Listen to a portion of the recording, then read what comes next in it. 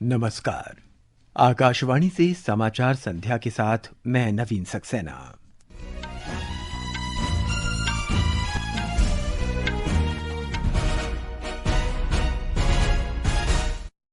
निर्वाचन आयोग ने राष्ट्रीय जनता दल के नेता तेजस्वी प्रसाद यादव को प्रेस वार्ता में दिखाए गए मतदाता पहचान पत्र का विवरण देने को कहा।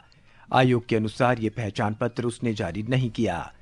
केंद्रीय मंत्री अश्विनी वैष्णव ने रेलवे के आधुनिकीकरण, विस्तार और सुरक्षा के प्रति सरकार की प्रतिबद्धता दोहराई।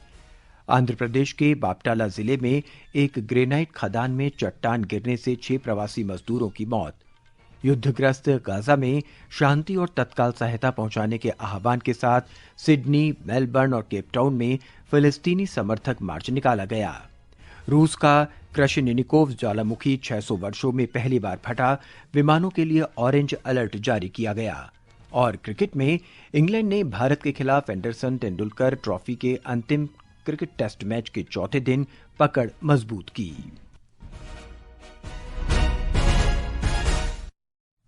और अब समाचार विस्तार से। निर्वाचन आयोग ने 2 मतदाता पहचान पत्र रखने संबंधी विवाद में फंसे राष्ट्रीय जनता दल नेता तेजस्वी यादव को जांच के लिए विवरण प्रस्तुत करने को कहा है। बिहार के दीघा विधानसभा क्षेत्र के निर्वाचक पंजीकरण अधिकारी ने कहा कि यादव ने कल एक संवाददाता सम्मेलन में जो मतदाता पहचान पत्र दिखाया था वो निर्वाचन आयोग ने जारी नहीं किया था। ब्यौरा हमारे संवाददाता से। बिहार के पूर्व उप मुख्यमंत्री और राष्ट्रीय जनता दल के नेता Tejashwi Prasad Yadav 2 voter ID card को लेकर विवादों में घिरते जा रहे हैं। चुनाव आयोग ने आज जहां उन्हें पिछले दिनों संवाददाताओं के सामने प्रदर्शित वोटर आईडी कार्ड की मूल प्रति जांच के लिए आयोग के समक्ष जमा करने को कहा है, वहीं भाजपा सहित एनडीए के अन्य नेताओं ने उन पर निशाना साधा है। राष्ट्रीय जनता दल नेता तेजस्वी यादव का नाम दीघा विधानसभा निर्वाचन क्षेत्र की मतदाता सूची में दर्ज है। दीघा के निर्वाचन निबंधन पदाधिकारी सह पटना सदर अनुमंडल पदाधिकारी इस मामले की जांच करेंगे। धर्मेंद्र कुमार राय, आकाशवाणी समाचार, पटना।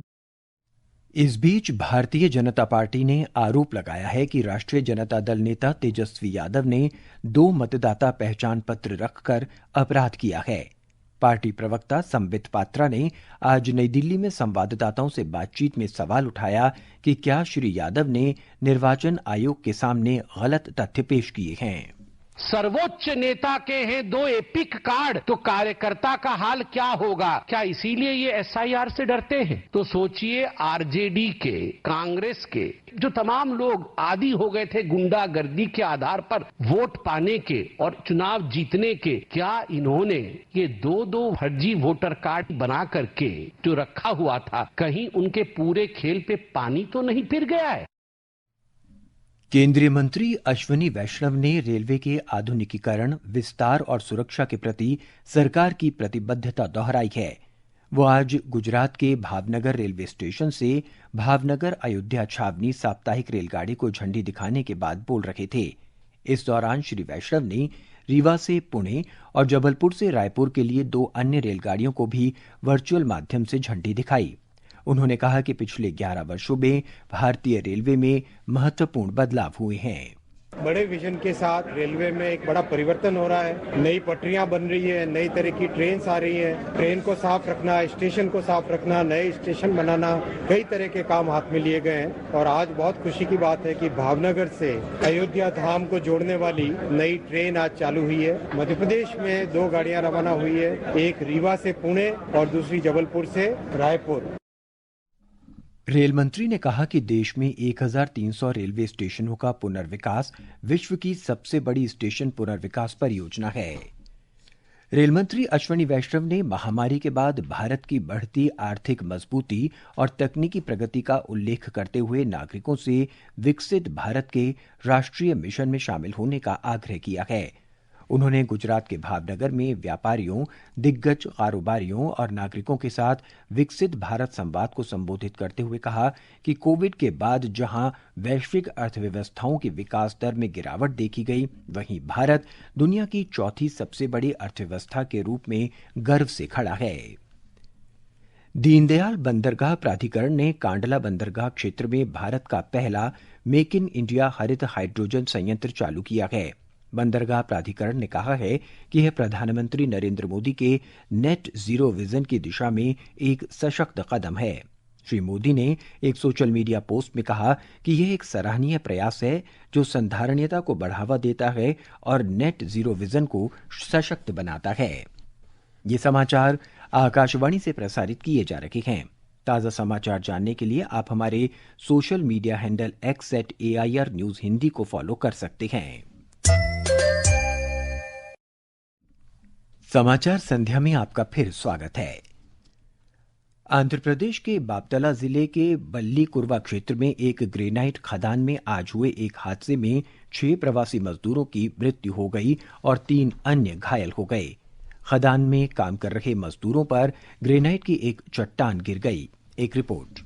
घायलों को नरसराव पेट के एक अस्पताल में ले जाया गया है। दुर्घटना के समय खदान में 16 मजदूर मौजूद थे। खनन विभाग के अधिकारियों और पुलिस के घटनास्थल पर तुरंत बचाव अभियान शुरू किया गया। सभी पीड़ित ओडिशा के हैं। पुलिस को संदेह है कि चट्टान पानी के रिसाव के कारण धंसी होगी। मुख्यमंत्री एन चंद्रबाबू नायडू ने इस घटना पर दुख व्यक्त किया और गंभीर रूप से घायल लोगों के लिए तत्काल बचाव और चिकित्सा सहायता के लिए आदेश दिए। मुख्यमंत्री ने दुर्घटना के कारणों का पता लगाने के लिए जांच के भी आदेश दिए हैं। विजयवाड़ा से हेनरी की रिपोर्ट के साथ समाचार कक्ष से वैष्णवी। उत्तर प्रदेश के गोंडा जिले में आज सुबह एक सड़क दुर्घटना में 11 लोगों की मृत्यु हो गई और 4 अन्य घायल हो गए। पुलिस के अनुसार पृथ्वीनाथ मंदिर जा रहे एक वाहन में 15 श्रद्धालु सवार थे। राष्ट्रपति द्रौपदी मुर्मू ने उत्तर प्रदेश के गोंडा में हुई दुर्घटना में कई लोगों की मृत्यु की खबर को दुखद बताया है। अपने संदेश में उन्होंने शोक संतप्त परिवारों के प्रति संवेदना व्यक्त की है और घायलों के शीघ्र स्वस्थ होने की कामना की है। जम्मू कश्मीर में दक्षिण कश्मीर के कुलगाम जिले के अखल देवसर इलाके में सेना, जम्मू कश्मीर पुलिस और सीआरपीएफ का एक संयुक्त अभियान शुक्रवार से जारी है। सुरक्षा एजेंसियों ने उन संभावित ठिकानों पर शिकंजा कस दिया है जहां आतंकवादियों के छिपे होने की आशंका है।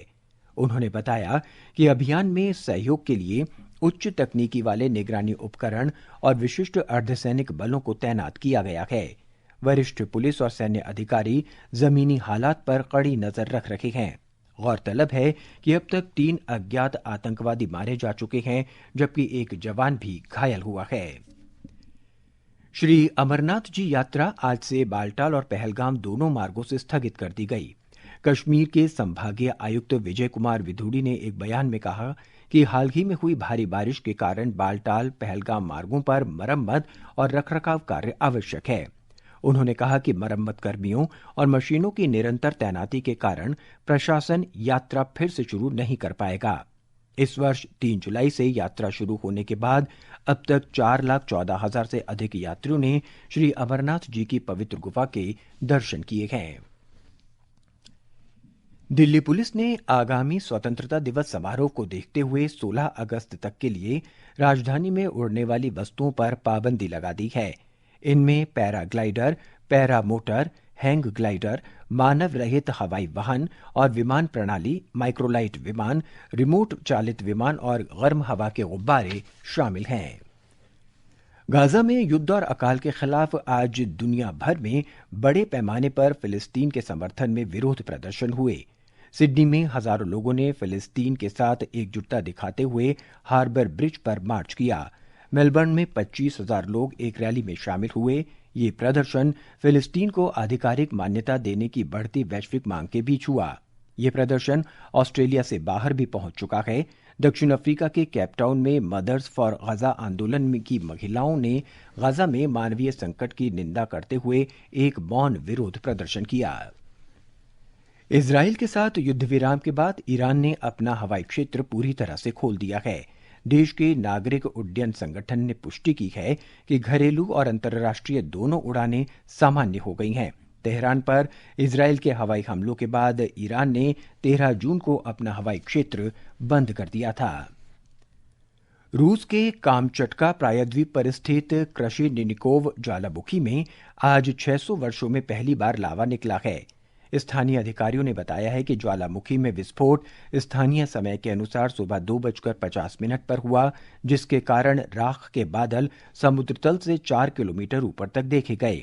ज्वालामुखी के कारण विमानों को खतरे की चेतावनी दी गई है। ज्वालामुखी में ये विस्फोट इस सप्ताह की शुरुआत में आए 8.7 तीव्रता के शक्तिशाली भूकंप और बार बार आए झटकों से जुड़ा हो सकता है।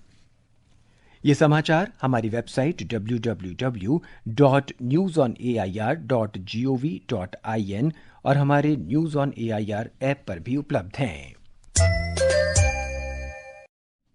ये आकाशवाणी है। उत्तर प्रदेश में लगातार बारिश के कारण कई नदियां खतरे के निशान से ऊपर बह रही हैं। लोगों से सुरक्षित स्थानों की ओर जाने को सलाह दी गई है। अधिक जानकारी हमारे संवाददाता से।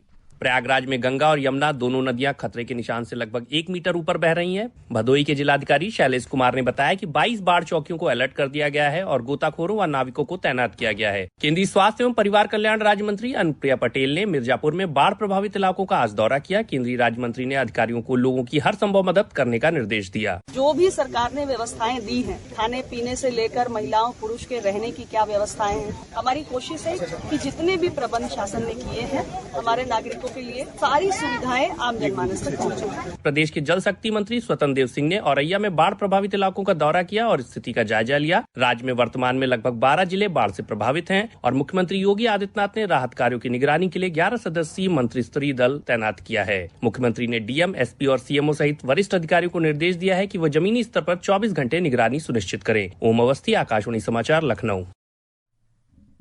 उत्तराखंड की राजधानी देहरादून में पिछले 12 घंटों से रुक रुक कर हल्की से मध्यम बारिश हो रही है।